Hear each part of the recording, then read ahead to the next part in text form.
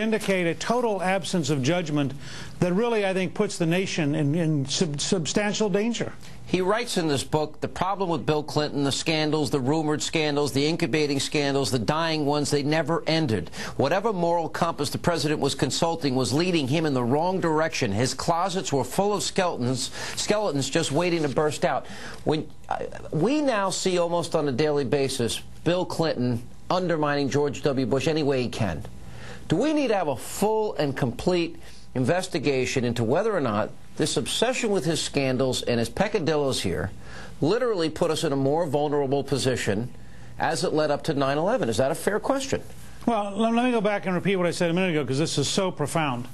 If the former director of the Federal Bureau of Investigation is prepared to swear that the President of the United States, Bill Clinton, while in office, was asking for money from a foreign leader, I think that is a criminal offense of the first order and threatens the very nature of the American system. Second, I never have understood why the 9/11 Commission refused to look at the stunning, unbelievable failures of the Clinton years, just in terms of learning, not in terms of scapegoating, but why was Khobar Towers not pursued better? Why was the bombing of the USS Cole in Yemen not pursued better? Mr. Speaker, as I understand it, the USS Cole wasn't pursued by agreement that he was going out of office. It was November of 2000, and he wanted to give the next administration the opportunity to fully do it. But look, I got an idea. Let's overturn the 22nd Amendment.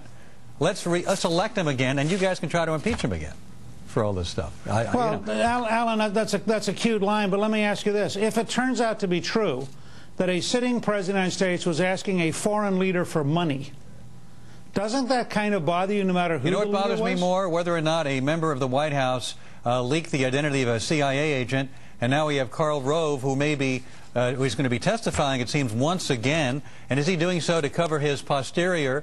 And what do you make of that? The fact that Karl Rove it may once again be testifying, trying to what? Avoid a possible indictment?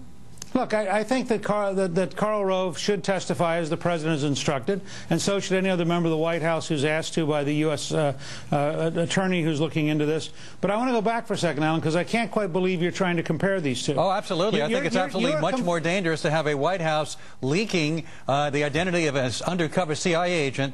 You know, you guys get hung up on Bill Clinton, and also we saw a security breach of the White House just today, as we found out that an FBI member of the FBI possibly was in the White House for 3 years and leaked classified information. I find that a lot more disturbing. Well, look, I think that's very disturbing, as it was disturbing when it turned out the head of the FBI for years, the head of their counter spy agency, was in fact himself a Soviet spy. I agree with that part. I just find it, I mean, I know you have to be partisan and all that. No, I don't have to be. This is honestly how I feel. I'm not saying this because you think I'm trying to be partisan to protect Bill Clinton. I think we have more serious breaches possibly in the White House right now that are much more dangerous to this country than what you're talking about, what Clinton may have done 8 or 9 years ago.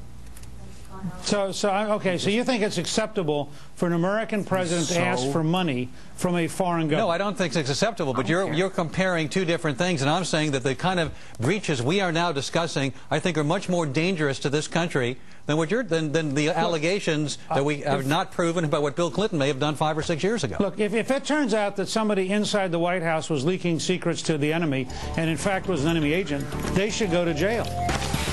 Mr. Speaker, see what I have to put up with every night? Thanks for being with us. Good to be with you guys. Appreciate you being here. We check in now. Greta Van Susteren is standing by to give us a